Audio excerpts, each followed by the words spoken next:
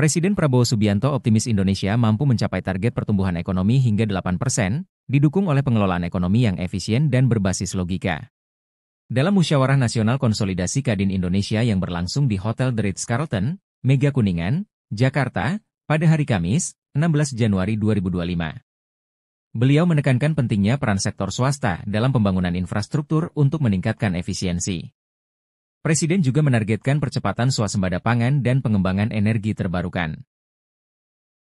Presiden mengingatkan pentingnya persatuan dan kolaborasi pengusaha dalam menghadapi tantangan global, meningkatkan inovasi, dan menciptakan kesejahteraan. Selain itu, beliau menyoroti peran sumber daya manusia unggul sebagai pondasi kemajuan bangsa. Presiden berkomitmen menjalankan kebijakan pemerintah untuk kepentingan rakyat, dengan menutup pidatonya dengan tekad memajukan Indonesia secara menyeluruh. Saya ucapkan selamat kepada Kadin yang telah berhasil melaksanakan musyawarah konsolidasi persatuan ini. Ini yang kita selalu harapkan, yaitu bahwa setiap unsur penting dalam bangsa kita bisa menjaga persatuan, menjaga kerukunan, menjaga kekompakan. Berkali-kali di mana-mana saya mengatakan, di tengah dinamika geopolitik, geoekonomi, dan geostrategi dunia, persaingan semakin keras antara blok-blok ekonomi, antara kekuatan-kekuatan besar. Dalam persaingan yang keras itu, semakin diperlukan kehati-hatian oleh semua unsur bangsa-bangsa, terutama bangsa-bangsa seperti Indonesia. Saya baru mungkin menginjak bulan ketiga memimpin pemerintahan Republik Indonesia, dan semakin saya mempelajari keadaan perekonomian kita, saya semakin merasa percaya diri, saya merasa optimis, saya percaya, saya yakin kita akan mencapai, bahkan mungkin melebihi 8% pertumbuhan.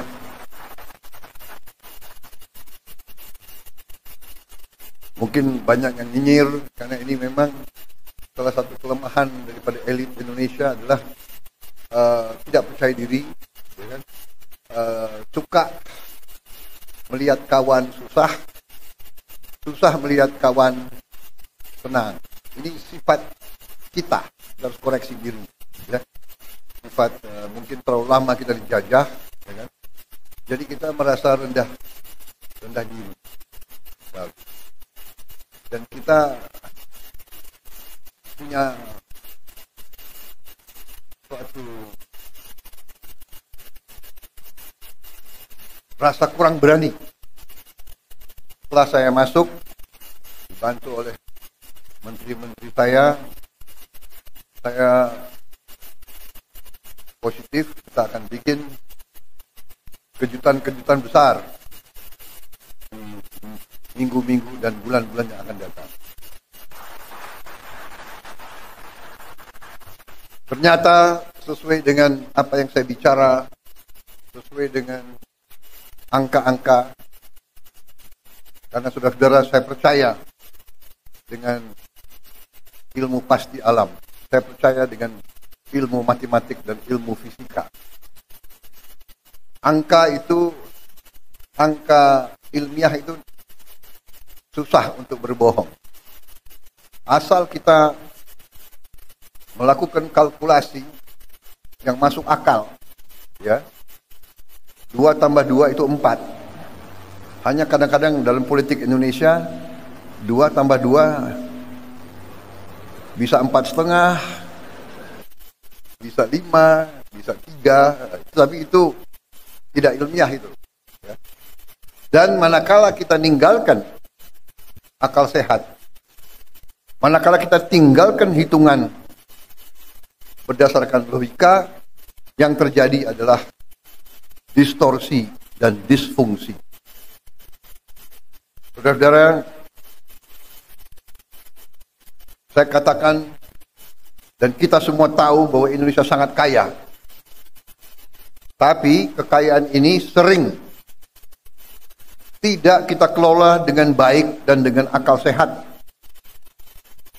Dan selanjutnya kita sering melakukan pemborosan. Saudara-saudara sebagai pengusaha, seharusnya saudara-saudara yang lebih paham. Perusahaan yang tidak efisien, perusahaan yang bekerja dengan seenaknya, tidak mungkin survive. Kalau pengeluaran lebih besar dari pemasukan, ya sudah, itu menuju pilot.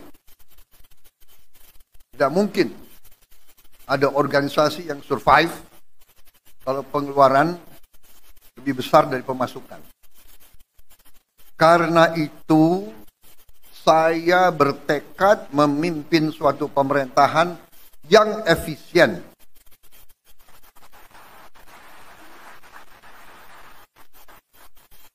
Saya paham banyak yang tidak percaya bahwa ini bisa tercapai. Saya paham bahwa setiap organisasi, setiap institusi, apalagi yang sudah terbiasa bertahun-tahun dengan praktek-praktek tidak efisien, pemborosan, akan berusaha untuk mengakal-akalin pimpinan. Saudara-saudara, sudah saya katakan berkali-kali, saya sudah lama jadi orang Indonesia. Teknik akal-akal itu semua saya paham.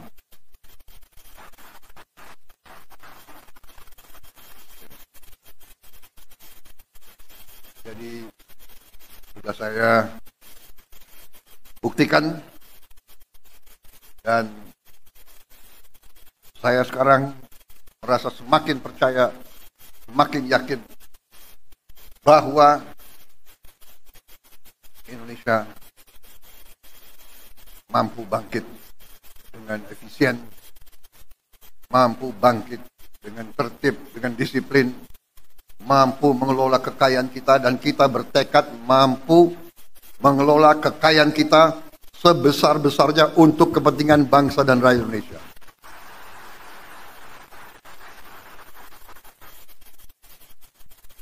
Saya kira inti yang ingin saya sampaikan itu, saudara-saudara, kebijakan-kebijakan yang saya bersama pemerintah, bersama pembantu-pembantu saya, kebijakan yang kita keluarkan adalah kebijakan yang semata-mata untuk kepentingan bangsa dan rakyat Indonesia.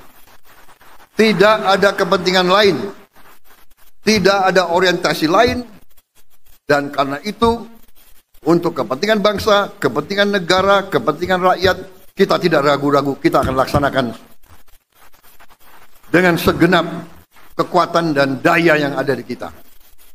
Saya kira intinya itu, karena itu saya sangat gembira, saya ucapkan selamat kepada tokoh-tokoh Kadin, saudara-saudara memegang peran penting dalam menjalankan ekonomi Indonesia. Saudara-saudara, saya ingin memberi peran yang lebih besar kepada swasta.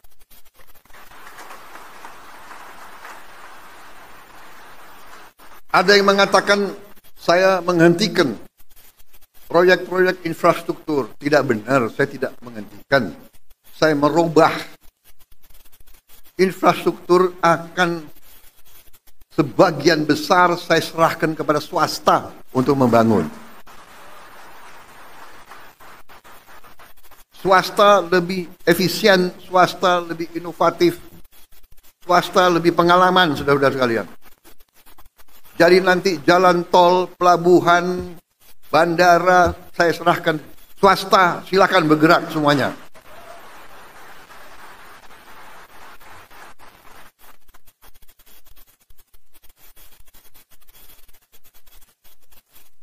Berkali-kali saya katakan nanti pemerintah akan yang penting-penting dan inti-inti yang menyangkut perlindungan kepada rakyat dan sebagainya. Tapi yang bisa dikerjakan oleh swasta, harusnya swasta berkembang, swasta bekerja dan semuanya. Saya kira dari garis besar itu, ya, target kita semakin jelas. Swasembada pangan kita rencanakan 4 tahun. Ternyata kita akan kaget jauh sebelum 4 tahun kita sudah swasembada pangan.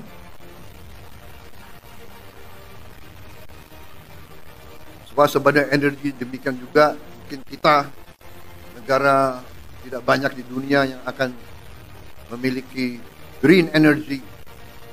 Kita akan memiliki energi terbarukan yang utuh dan yang substansial. Di bidang lain saya kira semuanya bagus, baik. Kita akan investasi besar-besaran tahun ini. Saya kira itu yang bisa saya sampaikan. Ini baru 3 bulan. Tolong tunggu sabar sedikit.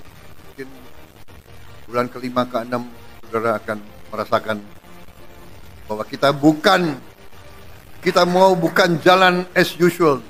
There is no business as usual. Kita sekarang lari, kita akan cepat, kita akan bergerak dengan secepat-cepatnya.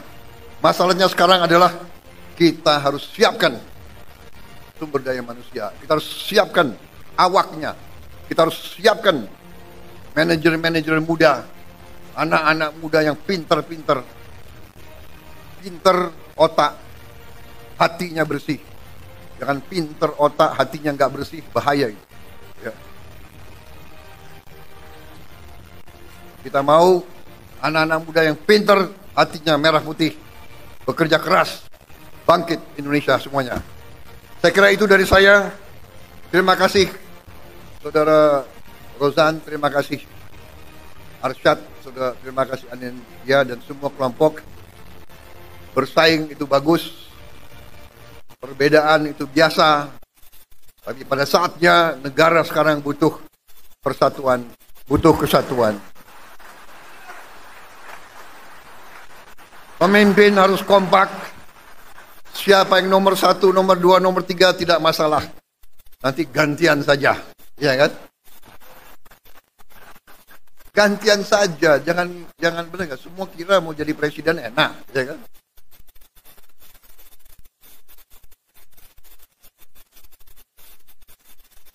Jadi presiden itu nggak boleh flu, tahu nggak? Saya kira itu dari saya. Selamat bekerja Kadin. Kita butuh Kadin yang dinamis, pengusaha-pengusaha yang berani, inovatif, ya kan? Kerjasama Indonesia Incorporated, saudara-saudara sekalian.